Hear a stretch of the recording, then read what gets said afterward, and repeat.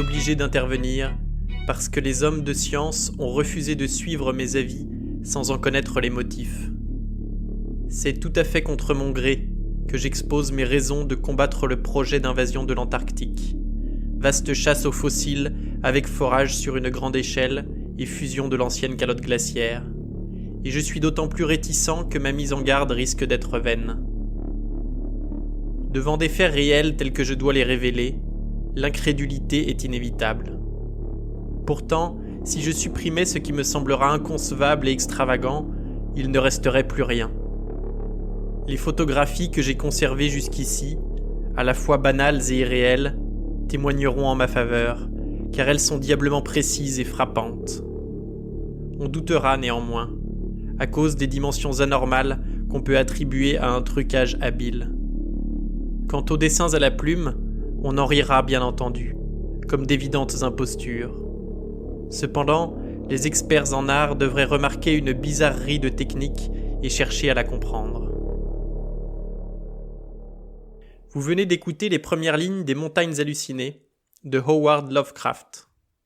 Au programme aujourd'hui, de la neige, du frisson et des civilisations oubliées.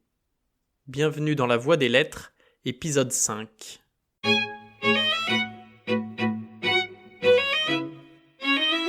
C'est à Boston, en 1930, qu'embarque une équipe de scientifiques en direction de l'Antarctique.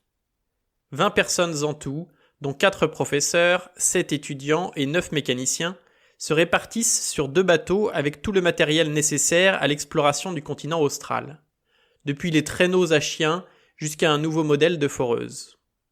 Ils descendent le long de la côte atlantique, traversent le canal de Panama, s'arrêtent pour un dernier ravitaillement en Tasmanie avant d'apercevoir, après plus de 2 mois de navigation, les neiges éternelles de l'Antarctique.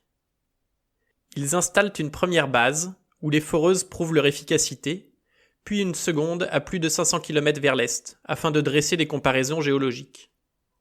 Là aussi tout se passe bien, le soleil leur évite d'enfiler leurs plus grosses fourrures, et ils ont même du citron vert pour compenser leur régime de conserve. On se croirait dans Martine fait son stage de 3e, on n'a pas vraiment signé pour ça. C'est alors que Lake, professeur en biologie, s'excite sur 3 morceaux d'ardoise fossilisés et propose une expédition en avion vers une chaîne montagneuse. Étant donné le nombre limité du matériel et des hommes, le groupe doit se séparer. 4 avions décollent, emmenant Lake et 12 autres hommes, des chiens, des foreuses et tout le fatras habituel, direction les montagnes.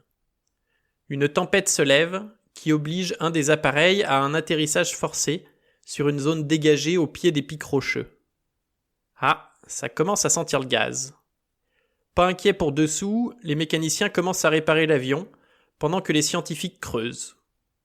Ils creusent tant et si bien que s'ouvre sous leurs pieds une grotte énorme, pleine d'os et de fossiles. Par radio, ils font leur rapport à l'autre groupe, resté à la base. 10h15 du soir. Importante découverte. Orendorff et Watkins, travaillant en profondeur à la lumière, ont trouvé à 21h45 fossiles monstrueux en forme de tonneau, de nature totalement inconnue. Probablement végétal, sinon spécimen géant d'un radiolaire marin inconnu. Tissu évidemment conservé par les sels minéraux. Dur comme du cuir, mais étonnante souplesse par endroits. Marque de cassures aux extrémités et sur les côtés. 6 pieds d'un bout à l'autre, 3 pieds et demi de diamètre au milieu, s'effilant jusqu'à 1 pied à chaque extrémité. Rappelle un tonneau avec 5 arêtes en saillie comme des douves. Séparation latérale comme des tiges assez fines, à l'équateur, au milieu de ces saillies. Excroissance bizarre dans les sillons entre les arêtes. Crêtes ou ailes qui se replient ou se déplient comme des éventails. Tous très abîmés, sauf un dont l'aile étendue a presque 7 pieds d'envergure. L'aspect rappelle certains monstres du mythe primitif, spécialement les fabuleux anciens dans le Necronomicon. Ses ailes semblent membraneuses, tendues sur une carcasse de tuyaux glandulaires. Très petits orifices apparents au bout des ailes, dans les tubes de la charpente. Extrémité du corps racornie, ne permettant aucun accès à l'intérieur ou à ce qui en aurait été détaché. Il faudra le disséquer quand nous rentrerons au camp. Impossible de décider entre végétal et animal. beaucoup de signes manifestes d'une nature primitive presque inconcevable.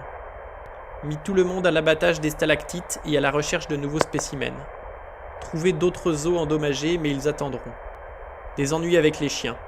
Ils ne supportent pas le nouveau spécimen et le mettraient en pièces si nous ne les tenions à distance.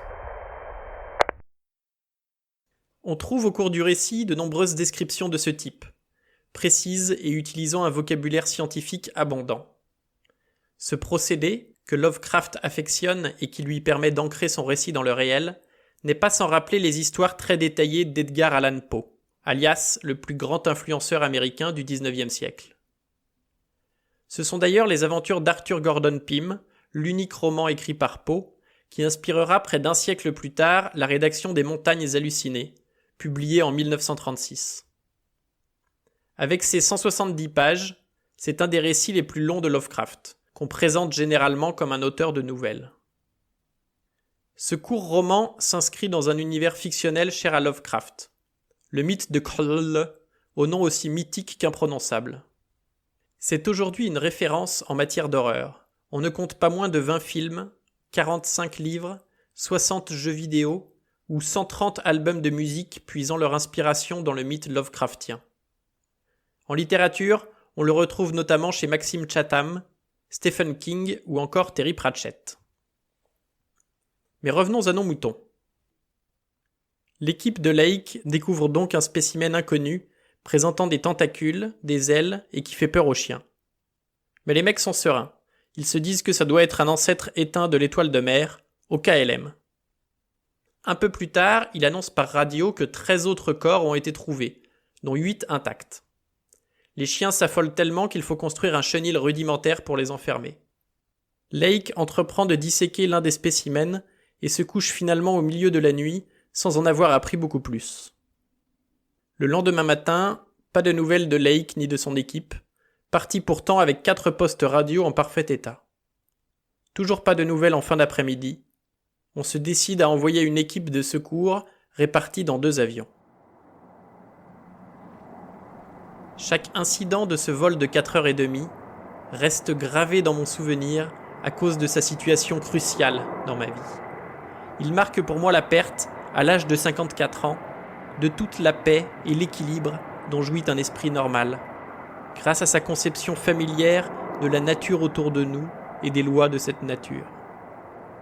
Les 10 hommes que nous étions, mais l'étudiant Danforth et moi plus que tous les autres, eurent dès lors à affronter un monde d'une hideur démesurée d'horreurs aux aguets, que rien ne peut effacer de nos émotions et que nous voudrions éviter de partager, si c'est possible, avec le reste de l'humanité.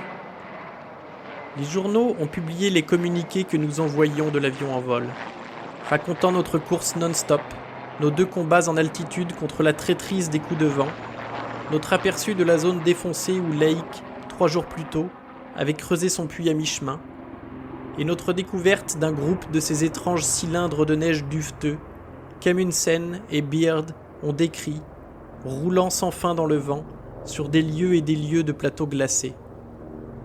Un moment vint pourtant où nos impressions ne pouvaient plus se traduire en aucun mot que la presse put saisir.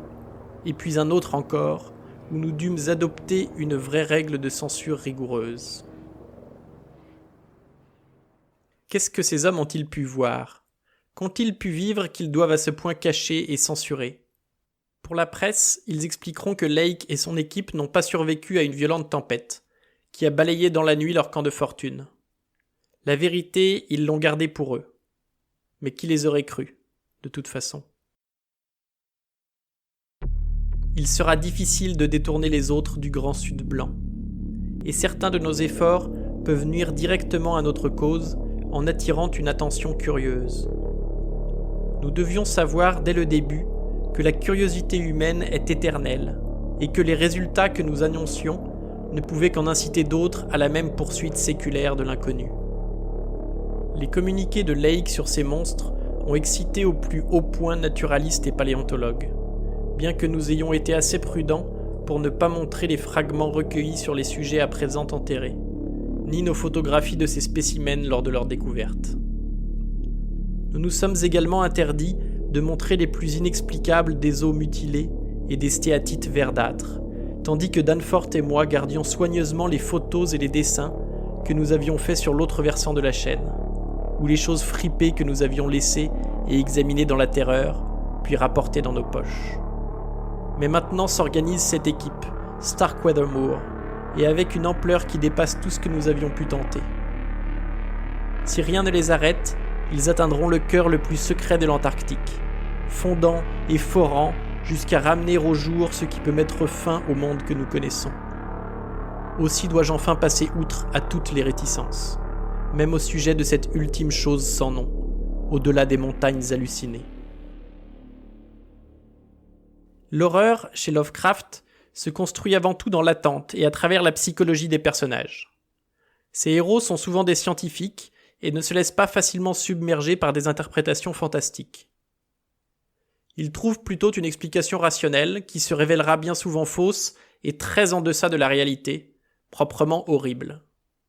Les récits ne sont jamais relatés de bon cœur, certains protagonistes se croient fous, d'autres n'osent même pas plonger dans leurs souvenirs.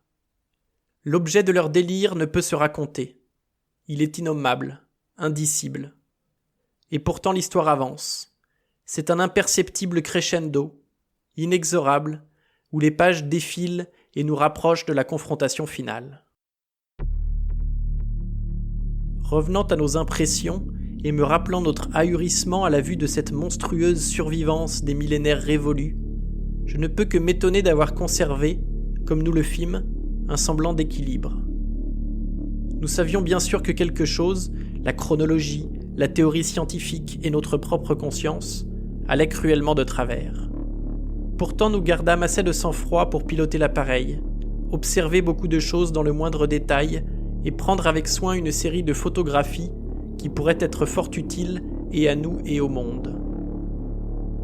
Dans mon cas, un comportement scientifique bien ancré peut avoir été une aide, car au-delà de mon désarroi et d'une impression de menace, brûlait une curiosité plus forte encore, de sonder davantage ce secret du fond des âges, de savoir quelle sorte d'être avait édifié et habité ces lieux d'un gigantisme démesuré, et quelle relation pouvait entretenir avec le monde de son temps ou d'autres temps une si extraordinaire concentration de vie. Car cette cité ne pouvait qu'être extraordinaire.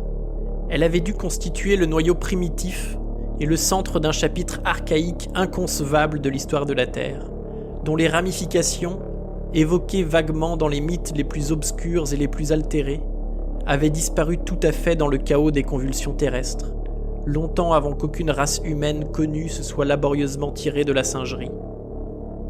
Ici s'étendait une mégalopole du Paléogène, au regard de quoi les fabuleuses Atlantis et Lémuria, Comorion et Usuldarum et Olatoé dans le pays de l'Omar sont choses récentes d'aujourd'hui, pas même d'hier.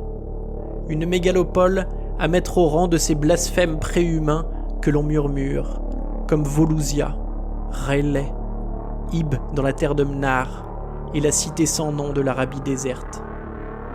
Tandis que nous survolions ce fouillis de tours puissantes, titanesques, mon imagination échappait parfois à toute limite pour vagabonder sans but au royaume des rapprochements fantastiques, tissant même des liens entre ce monde perdu et certains de mes rêves les plus extravagants à propos de l'horreur insensée du camp. Le décor est planté. Un plateau maléfique, une cité terrestre plus vieille peut-être que tout ce qu'il est permis d'imaginer, cachée par des montagnes plus hautes que l'Himalaya, comme une censure que l'Antarctique offre, généreusement, au reste de la planète. Comment résister à cette bibliothèque enfouie, à cette somme de connaissances remettant en cause l'histoire même de l'humanité? Oubliant toute prudence, l'avion se pose au pied des ruines. L'exploration ne fait que commencer. C'est tout pour aujourd'hui, merci d'avoir écouté jusqu'à la fin. Si cela vous a plu, je vous invite à partager autour de vous, à me suivre sur les internets et je vous donne rendez-vous la semaine prochaine pour un nouvel épisode de La Voix des Lettres.